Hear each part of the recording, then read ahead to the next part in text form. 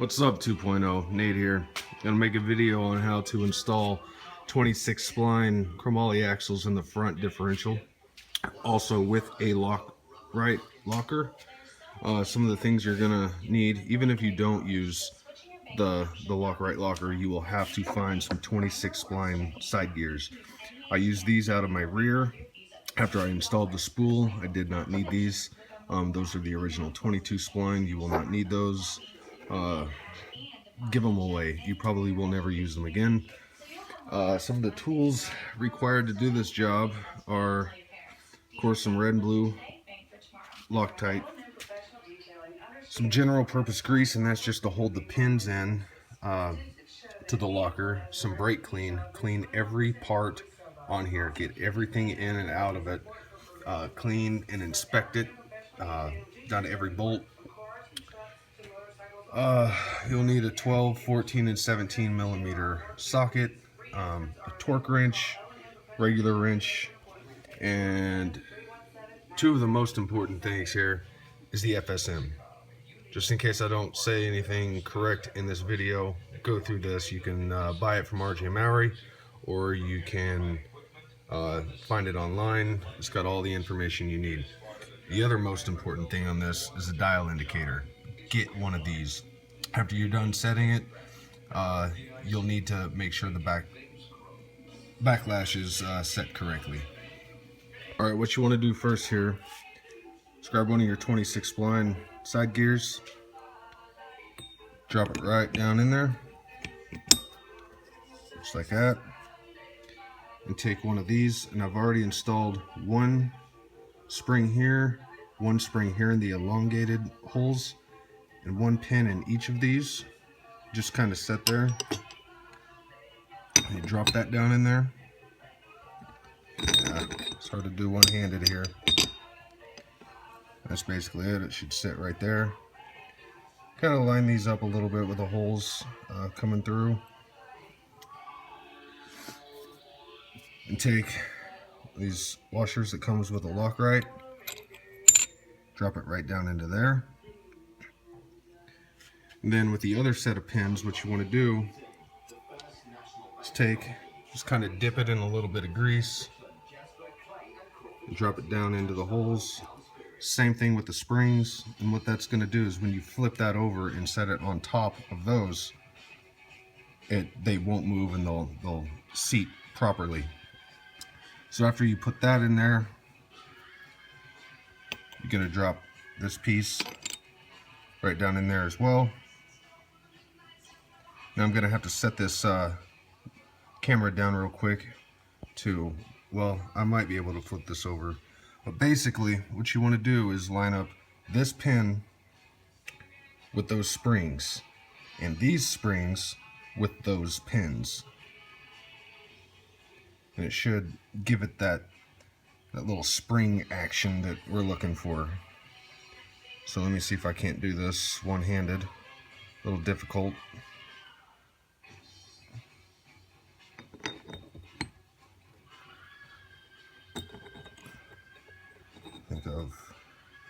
Make sure they're all lined up here. Sorry if you can't see this, but I'm more worried about me seeing it.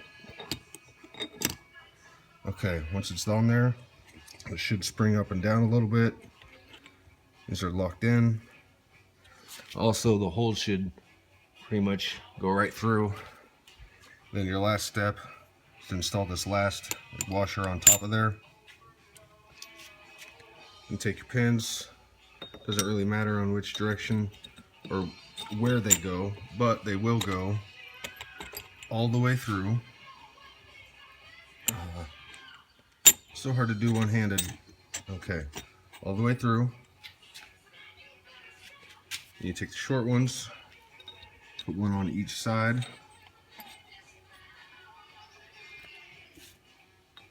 The other one on this side here. Just go all the way through. Okay, and your lockright is basically just got installed. On top of that, you take your last 26 spline side gear and you drop it right on top. I said you should do a little movement. After that, you got your top cap. You put that directly right on top. Take your smaller bolts here. There should be, was there, I forgot here, eight of these smaller bolts. Get you some Loctite, put on there, and torque them down. Okay, on this step, get you a little blue Loctite, put on the bolt there, insert, and torque down 27 to 32. As you can see here, 27 to 32, and that's on the differential case bolt. It's foot-pounds. Torque all them down, get all 8 of them done, and then we'll be on to the next step. Alright, after you got them torqued down, you can take your ring gear here, and slide it over the top, all the way down. You get some red Loctite, and you're going to torque these down from 58 to 65 foot-pounds of torque on this. So what you're going to do is flip her on over, like so. What you should have done before you even started is I've got a mark here and a mark here. Basically, sorry about the video again. Okay, by the time you want them lined up, just throw some Loctite on them, torque them down. Alright, after you got them bolts torqued down to specs, you're going to take bearing race. And now, when you took this off, keep the left side parts to the left and the right side parts to the right. That way when you go to install this, the same parts will be going on both sides. But you're going to want to take both of them from both sides, both the races, put them on there. And this is going to be real hard to do one-handed. Put the other one on there. I can't do this one-handed. Okay, put that on there, and then you're going to slide this up into here. Sorry, right up into here. And install these bearing caps as well. Keep them a little loose. And then you're going to take these and put them back up on there, just the same exact way that you removed them to begin with. And I'll show you what that looks like here in a second. Alright, here we go. I've got the bearing race over the bearings pushed up inside of here. And on this side, same thing. I've got the cap there. You're going to want to torque both of those bolts down from 7 to 10 foot-pounds for the side bearing adjuster lock bolt.